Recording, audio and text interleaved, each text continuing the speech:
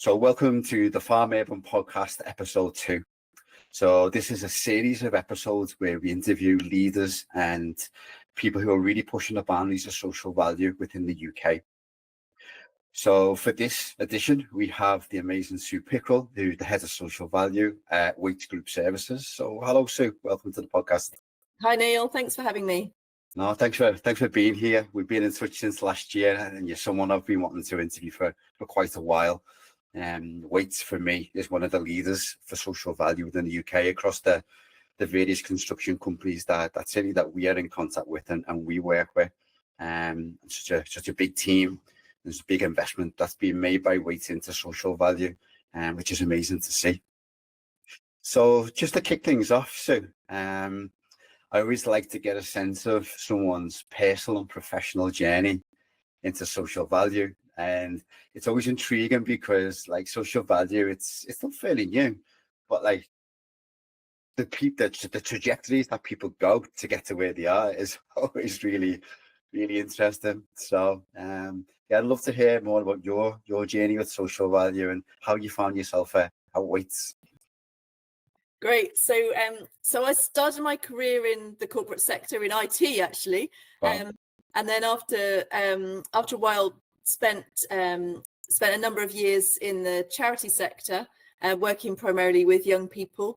And then from there, I had an opportunity to, I was working at the cusp of businesses and charity and engaging young people with the business community, and had an opportunity to move back into the corporate world. So I did that into a sustainability function, and then really enjoyed particularly the social side of that work. And I've been at Wates over 8 years now, focused on the social side of social value. Wow. Okay. It's interesting with social value, people who come into the space, because they tend to stick. And what I mean by that is that once they come in, they seem to stay for quite a long time. I mean, it's a wonderful opportunity and it's a wonderful sort of role to be able to deliver some really good impact into communities. And yeah, people seem to stay. It's a sticky role. Definitely. I think when you're when you're passionate and motivated about what you're doing in your work and what you can achieve through your work, it's really motivating, and people enjoy it. People are attracted to into that sort of a role, and then like you say, it's difficult one to leave once you're having that sort of an impact. So how did the Wates opportunity sort of emerge? I mean, obviously you're now head of group services social value. Did you work your way through, or what was the situation there? So we when I joined Wates, we had a comparatively small team. There were probably about I don't know, 6 to 10 people working in social value across the piece.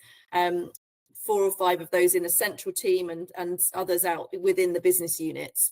And over time, that central team has grown in terms of the environment and the social side of things, and the business unit teams also have grown. And in terms of the social side, we're over 40 strong now on the social value side. So it's really exciting to have seen how it's developed. And I think that's probably followed the path of how seriously the business takes it, and also the wider context. And it's becoming increasingly important in commercially, in terms of how we win work and how that's delivered, and much more central to how the business operates. I think it's always been something, as a family-owned business, it's always been something that's been important to the Wates family, and we've just seen that grow as the wider market has come on board with that as well, I think. Yeah, I mean, I think now I've spoken to quite a lot of the social value people across all certainly the tier 1 construction firms, and Wates as an organization. Like I think you probably got one of the biggest social value teams across the different areas of the business than anyone else. I may be mistaken by a handful, but like you can see the investment that's been made. I suppose it's a good segue. Tell me about Wates and like the family business and their commitment to social value. Like what's that about? Tell me about the company. Yeah, so I think, I mean, social value and weights, I think, definitely go hand in hand. Probably even before the social value term was coined, Weights has been looking after its employees, and I think they were donated a Spitfire to the war effort way back when, and it's been sort of thinking about how it can be a responsible employer through that time, and I think that has developed, in terms of how we differentiate our work. It's become more important. I think it's something that's important to the ethos of working at Wates. I think it's something that attracts people to working at Wates. In fact, I think our current chief exec, Owen O'Leonard, said that it was one of the things that really brought him to Wates. He wanted to work for a company that had really put purpose at its heart, and he could see that as part of Wates. We talk about this being part of our DNA, and I think it's really true. It's something that people, I think, admire about what we do, both from externally looking in, but also it's something that we're quite proud of as employees of the company. Yeah, well, I from a point of view of like the company values, is there any particular value beyond the others that resonates with you strongly as a practitioner, as a human being? You talked about purpose, but is there any, put you on the spot here, that expecting to know about the company values, but is there one above the others that really resonates with you as a human being? Well, we just relaunched our purpose last year, actually, and we talk about thriving places, thriving people, thriving planet.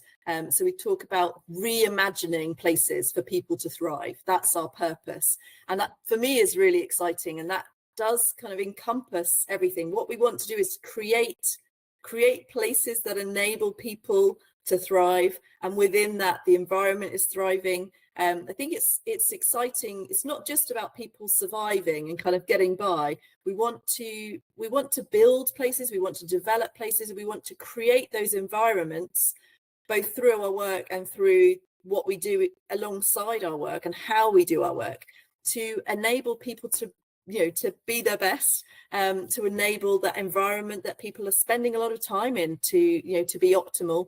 And that's really inspiring. I think that idea of not just surviving but thriving, and that purpose, I think is a great one. I'm really proud that that's where we've defined our new purpose. Wonderful. And what a feeling too, that I can imagine, it's not just an external job, it's an inside job as well. And when I say it's an inside job, it's as much important to cultivate that within the organization, with the culture. Yeah. But that then to be expressed when you're building thriving communities through like the built environment and all the works and the projects that you're doing, and there being a consistency across the both, because often they're both connected. When you see a company that's not got a great culture, but they're doing sort of maybe good projects, eventually it doesn't sustain itself over the longer term, and the cracks start to show, in my experience. So yeah, seeing them both mirrored internally and externally is really important, and I see that with Wates. That's the impression that I get.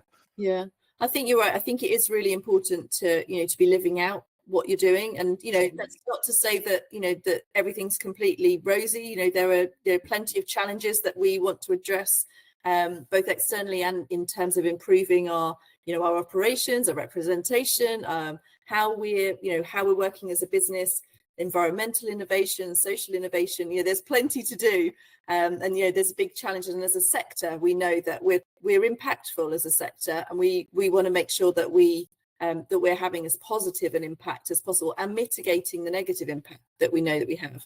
And I think that you're right. I think in terms of social value, it is about both ensuring, from a community perspective, ensuring that we are leaving communities in a better place than before we started working there, or having our offices there, but it's also about how we operate as a business and sort of living that as well. So through looking at what we're doing with our supply chain and how we're partnering with those organizations, and how we're our procedures, and how we're recruiting, and it's both an internal exercise as well as what we're delivering externally for our clients. Yeah, well, you want an organization where people want to come and work, but then also obviously leaving a legacy. Yeah. When you finish projects and you move on and you're leaving leaving your mark, so to speak, that's going to continue on for some time. Like you say, leaving places better than when you found them. Yeah, I love that. Family-owned business, that comes very naturally because the family are invested in the next generation, in leaving the business better for their children and their grandchildren. So that does align really well with thinking sustainably as a business. Yeah, I love that.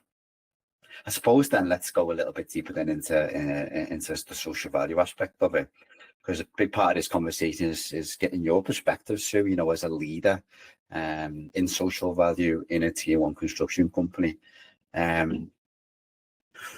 You sort of touched on already what social value means to Wates, but I'm interested in the evolution of social value and sort of how you see it. And you think about the Act from 2012 that more came into effect in 2013. Have you seen it evolve to where we are now? Because for me, like I'm sort of quite used to social value. I work for a social enterprise. We do some project supporting construction firms doing social value. But like I see it as this incredible movement to be able to do some amazing stuff that's still untapped in a way. And so, yeah, I'm curious from your perspective, sitting within Wates, how you've seen it evolve, if that makes sense. I think definitely it has evolved. And I think, as you say, the Social Value Act was maybe part of that journey. And then more recently, the social value model, PPN 0620, giving a little bit of extra teeth to seeing that coming through in how central government departments are procuring construction projects or other things that they're procuring.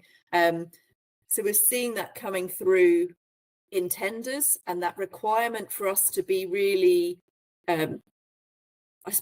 putting forward when we're going to win work, what we've delivered and what we're going to commit to deliver for a particular project. So I think that central government side of things has shifted, definitely. Local government, I think, is often really invested in its local community. So we see that coming through anyway. And I think that sort of goes hand in glove with what we're seeing from central government. And on the private sector as well, I think we've definitely seen a shift.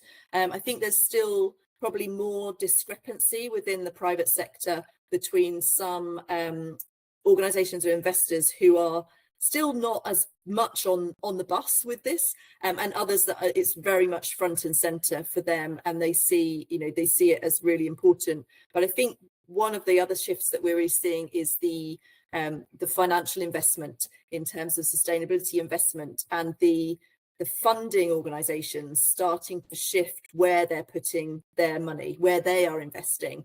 And I think that will be another driver that we'll see this influencing happening more, because where you're going for investment as a business, if you're not behaving sustainably, you're less likely to be able to secure that financial investment. That always speaks loudly to companies. And I think that is going to be another, so we're seeing that already. We're seeing the levels of sustainable investment available growing and growing. And I can see that trajectory continuing. So I think that those sorts of things are definitely having an influence. And also, this year we'll have the Procurement Act coming in that starts to put a bit more of a spotlight on really showcasing what's being delivered. So all of these sorts of things, I think, both add gravitas to what's happening in the social value world, and also make it a commercial imperative. It's no longer, sort of a fringe activity. It's absolutely front and centre. And if you're not taking part in it for it's the right thing to do kind of reasons, you need to be taking part, because otherwise your business isn't going to be in business anymore. So I think that combination of things makes this a really exciting space. Yeah, it feels like a really exciting space. It's evolving and it's growing, and people are becoming more, and organisations are becoming more aware of how, as a vehicle, it can be used to really benefit communities, and where projects are actually being delivered, really making things, like you said before, better than when you found them. And yeah, what a beautiful thing to do. And it sort of goes back to the beginning about why people come into social value and don't leave, because you're able to do this amazing work and have real impact. So suppose then, where would you say would be the project that you were most proud of or you were connected to in your social value journey? Like, have you been involved in something that's like, wow, that was an amazing piece of work? Definitely, there've been lots of projects. I think I mean, in previous roles, was quite involved in establishing the living wage recognised service provider accreditation, and that that opportunity for businesses that are wanting to get involved, but perhaps have clients influencing what happens with contract pay rates. So I think that that's a really interesting space, and sort of seeing that wider piece in society as well, and the importance and the challenge around pay levels and making sure that people are receiving decent wages.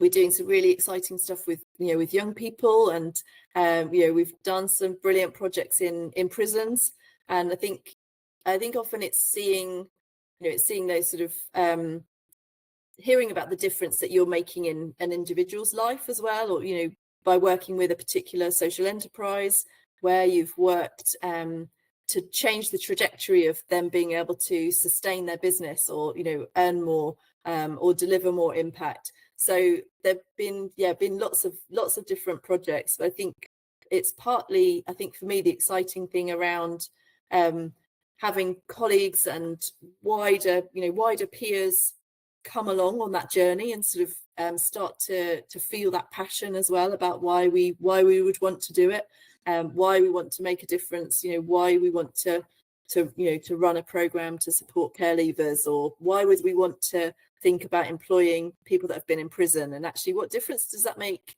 in society if employers start to provide those opportunities that people might otherwise not have, and being in a position to influence projects like that, and to influence the internal thinking within a business about why we might want to engage with some of these quite challenging areas sometimes is really motivating. You put on something there which is really emerging for us here at Farm Urban, which it just seems to have come out of nowhere as working with prisons and the opportunities within prisons and supporting prison leavers, and especially from a social value point of view, it seems to be like a real focus. There's other focus series, but there seems like it would be a really exciting opportunity within the prison space. I'd be interested in what particularly are you doing there? Yeah, definitely. I mean, we're involved in building prisons and supporting sort of building works within the wider prison estate. And I think that for us strategically, we recognise that there's huge talent within the prison system, and that also often people have ended up in prison because they haven't maybe had the opportunities that they might have done, or they've made some tough decisions. But actually, once people are in prison, it's actually a huge opportunity to gain skills that they might not have had, to have the opportunity to really invest and come out of prison with doors open to them that may not have been open before, or skills or belief or sort of soft employability skills that pave the way to being able to get a job, hold down a job. So we're looking at how we can establishing workshops in prisons to help with employability skills, running programs that support people to think about getting a job, to challenge some of the misconceptions that that's not going to be possible, that once you've been inside, that's it, no one's ever going to give you an opportunity to work for them, and that the future's bleak. Challenging that, to say actually a lot of employers are really interested to engage and to provide opportunities, and yes, it needs to be risk assessed and done safely and considered appropriately, but there's a huge talent pool within our prisons, and we as a sector have a massive skills shortage. So to look at the opportunity within those to say, actually, where can we be recruiting talent that perhaps we haven't considered recruiting before, but that have got a great opportunity to fill a need for our business, And at the same time, we can provide an opportunity that will support not just those individuals, but also the ripple effect to their family and to wider society. If we can employ people, help them to sustain employment, and also reduce reoffending, ultimately, that's positive all round. That's positive for us as an employer, for the individual, for the families, and for wider society. And I think that's really exciting. I'm really proud that this is an area where we're taking a stand and wanting to do more work. It's remarkable, hey, like when you take a step back and you look at the bigger piece of what's happening here, when you think about people, in their life, they've ended up in the prison system, but then you've got this thing called social value that allows someone like a construction company through the delivery of a project to go into a prison and help change hearts and minds and build skills. Like it's not saying that the mind boggles a little bit, but it's like as a vehicle, how's that even happens? Because it's obviously effective. Yeah. And this is where I talk about the opportunities for social value. It's still untapped. Like where else can be applied? Because especially when you talk about the construction sector having like a shortage, and then you've got people who maybe want to change your circumstances or change your life when they come out of prison. You can broker that and build skill and capability. It's magical. Yeah, it's amazing. Definitely. And I think, it's, for me, social value is always about win-win. It's not about having to make choices between, doing one thing or doing the other. I think that doing the right thing for society is often also the right thing for your business. Those two things go hand in hand, and we can create that positive impact. And it's also beneficial for us as a business, both commercially, in terms of attracting people to our culture and wanting to work for us. So, attracting new employees, motivating existing employees, keeping people focused on purpose and why we're wanting to do what we do as a business, gives that wider piece, and ultimately also, benefiting society. If we can play a role in this, society as a whole will be better off. And I see that as a really exciting role for employers to play. And I think, we've seen enough, challenges of businesses where that trust has been eroded, and maybe things haven't gone to plan. And I think that people are looking to see businesses that are really living the talk, walking the talk, and this is an area where we can really do that. Yeah, well, let's be honest. Not all companies are equal in that respect, in the way that they deliver what they deliver and what the values and what the purpose and the responsibilities are. It's not a criticism, but there is differences between the Wates and maybe others, where you are ahead of the curve there. But like there is an opportunity to do some real good, and just hope that more organisations step up to the plate really and do the bit. It's a nice little segue because I want to talk about like innovation within social value. As an innovation practitioner myself, I'm always interested in new ideas and pushing the boundaries of what's possible, and seeing these amazing opportunities within the social value space. So, Sue, I'm curious about where do you see the innovation within social value from your own perspective? I think I see a fair bit of it, Neil. Amazing. One of the things that I'm really proud of is our assets program. So we've been partnering for 4 years with Impact Hub London to mentor social enterprises that are ready to scale. So having some of our staff, and we've also partnered with Travis Perkins Group, who are in our supply chain, and mentors from within Wates and from Travis Perkins coming alongside some social enterprises to really look at their growth plans and support them to think about how they're going to scale their business hand in hand with their scaling their impact. So that's been great, and sort of having access to expert-led workshops alongside that as well, and peer-to-peer sessions and an alumni group. That's for me been a really exciting innovation in terms of how can we use our relationships with our supply chain, with our networks, to open doors for organizations that are looking to grow and to scale. And so that, that feels like quite an innovative way to have that sort of whole program of looking at how we can support the social enterprise sector to scale and then to have more impact, and in turn be in a stronger position to be trading with the construction sector as well. So I think that's, you know, that's certainly one. I think the work experience sort of place we've done, you know, I think lots of organizations engage with schools and do work experience programs, but we've been looking at what we can do to just sort of spin that a little bit. We've been doing more in primary schools, actually, and sort of engaging earlier. But also we've done things like engaging with whole schools. Our residential business has been looking at how we might be able to engage with multiple students from the same school coming into the business, rather than just sort of ad hoc students here and there, and looking at that sort of wider impact. And also looking at how we might be able to accredit work experience. So it's sort of a useful, it's not just sort of coming along and sort of having a look, but actually the young people coming out with something tangible, you know, accreditation from that time as well. So I think that's quite an innovative one that we've been looking at as well. And you know, and you know, some of the work we're doing in, you know, in prisons and things in the pipeline that, you know, that I'll have to tell you about next time when we're allowed to talk about them more, Neil.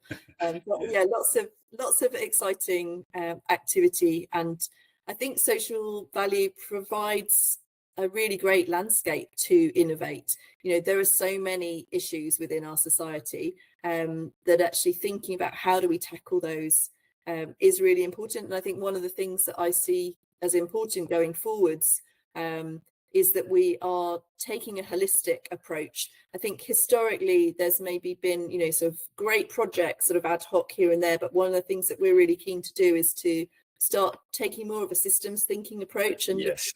systemic issues, and how can we tackle systemic issues? How can we join up the delivery that we're able to provide to really make a difference and to really tackle systemically some of the things that we see in our society. So I'm liking you more and more as this interview goes on. You're talking farm urban language now, because that is the way. It's looking at society and the environment and other areas through a systems lens, because nothing's linear, everything's interconnected. And so if you can look and map things out in that way, and there's levers that you can pull that can, like, I always say, killing 8 birds at one stone instead of 2 birds at one stone, because of these ripple effects that we can create, and the opportunity exists to be able to do that. You know, thinking about the work experience you were talking about there before, optimizing that experience, accrediting it, like I love all of that.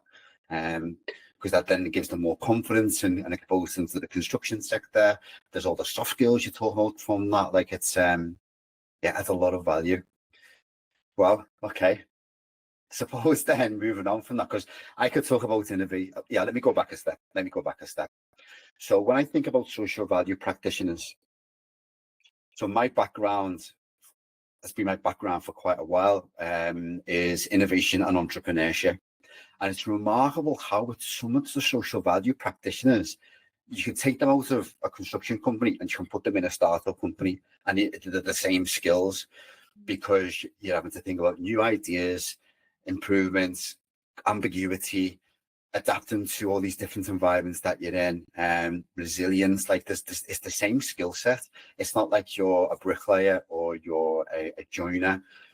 It's a very fluid environment because every project's different. Do you know what I mean? And it's I really relate that to the social value space, to practitioners. Don't know what your experience is. Obviously, you've done a lot with social entrepreneurs, but yeah, the skills are. I could see a social value manager in a startup. Yeah, it's incredible. Yeah, I think you're right. I think you know, like you say, things change a lot. You have to be quite adaptable and flexible. And the needs change as well. If you're responding to needs, you need to be responding to change. And as you know, as the needs of a particular community change, and the needs of one community might be very different to the needs of another community. So, you know, not assuming one size fits all is also really important.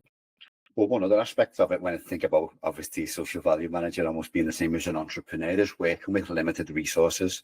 Yeah. So like most social value people, for all, I mean, each firm does things differently, but often like the social value manager has got no extra investment. They have to just make do with what they've got and become very creative in how they come up with like solutions and plans for delivering the social value aspect of a contract. So yeah, interesting. I could go on all this for a while, so I'm going to move on. But and a great supply chain. I think you have to do everything in partnership, don't you? And you know, certainly, you know, we couldn't deliver any of our projects without our supply chain, and probably the same goes for delivering our social value. We very much work alongside our supply chain in what we can deliver and in working with them, and they're really important in terms of that overall piece. How would you, you know, we're talking about the impact of these different projects and, you know, really pushing the boundaries and thinking about like the way experience aspect. How do you measure that? Like how do you approach that measurement, the measurement of that impact? Is it like numbers? Is it qualitative? Like, do you do case studies? Like, tell me how you measured impacts for your projects. I think for social value, it always has to be a blend. So we use the National TOM system in terms of proxy values to put some figures against what we do, because I think it's useful to have figures to determine and to describe the impact that you're having. And I think it's also valuable where you can compare apples with apples, and that different organizations are using the same mechanism to define the impact that they're having. I think it's been quite challenging to do that in social value, and but it feels like things like the TOM system are emerging as more consistent ways of being able to do that across different organizations, which I think is really helpful. But I think the thing that always has the impact, makes the most impact, is the case studies, is hearing from individuals about the difference that this job has made to them and their families, the difference that that being able to take part in one of the programs has had for them. That, I think, communicating those stories is what really reaches people. Everyone in who's working for a business is ultimately as a human behind that work face, and I think that those stories connect more deeply with people at that personal level and help people to engage with what's happening, help people to see the value of the difference that that their procurement decision has made, or that their decision to support a particular program has made. I think when you can hear the difference that it's made to a person, that's where we're able to connect. So I don't think I would never want to not have that part of it. You can never put social value entirely on a spreadsheet. Yeah. Well, stories win hearts and minds. It's the numbers are important, but the stories helps really bring it to life, and if you can, I don't know, through video or through, like you say, like a case study, like a document, and capturing those stories, it's it's powerful. It's really powerful. Well, okay, well, I'm just conscious of time, Sue. We're coming almost to an end, and I suppose just for my final question, I'd like to get a sense of from you, like, where do you see the barriers to doing social value well? Again, going back to this view that this is a massive opportunity to continue delivering massive impact into communities, but particularly environmentally. Where do you see the barriers? Like maybe central government policy, for example, or give me a sense of what that looks like for you. Yeah, I think the things that come to mind are probably, in terms of procurement, some of the tension between fewer, larger suppliers and then wanting to have smaller, localized procurement. I think those things, there's a place for both, and I think that we need both. But I think that there is a tension between those. So getting that balance can be a challenge. Making sure that you've got the right balance between that economy of scale and being able to sort of drive that efficiency, balanced with the need to support local economies, local people into work. And I think that those two are really important. I think one of the other interesting things that I still see fairly often within local authorities is sort of a boundaryism, if you like. Particularly in London, I think we see it that it might be that a local authority is particularly interested in the social value within their authority boundary, but they're needs to be more collaboration between authorities so that we can get rid of some of these effectively artificial boundaries in terms of social impact. So, we sometimes see, for example, if we're delivering a project that's right against the boundary of one authority, there might be greater interest in us employing people who are living right on the other side of that authority rather than 100 meters the wrong side of that boundary. But in terms of that social impact, the impact for that individual is just as great as where they're living. So I think that we need to see more collaboration and more systems thinking from local authorities with that regard. I'm not sure how we get around that, because I can understand that remits and budgets and things are a particular location, but I'd love to see greater collaboration so that we don't see those things coming up as a barrier, and we can just focus on where the impact can be greatest and where we can have that.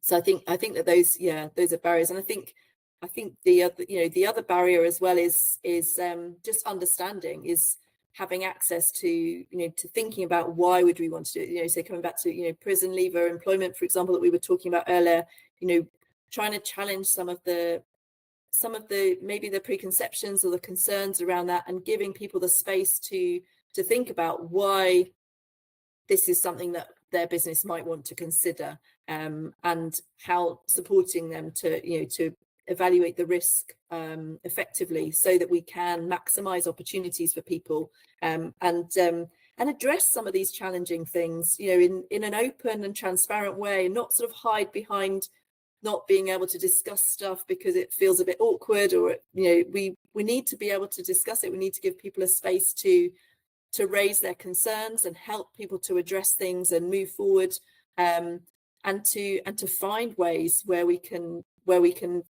deliver opportunities that will make our society thrive.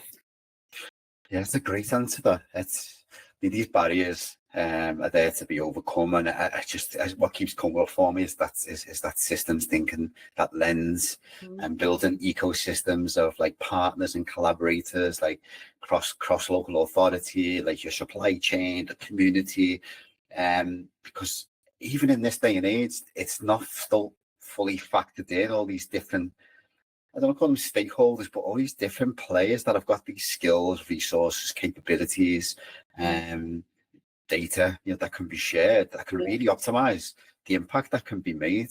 So yeah, it's one of the big takeaways. You mentioned it a few times around this systems lens, and how can you cultivate an ability to think in that way, because we're not taught it in school. Well, I wasn't anyway. Systems thinking, there we go. So look, this has been amazing. I could talk to you. I've even talked to you about social enterprise and your connection to social enterprise. This could be another 45-minute conversation. But just being respectful of your time. Sue, thank you for coming on to the Farm Urban podcast, and talking about some of the amazing work that you're doing at Wates, and you're a real asset to social value in the movement. So I wish you all the very best, and take care, and I'll see you soon. Thanks, Neil. It's been a real pleasure. I've really enjoyed our conversation. Thank you.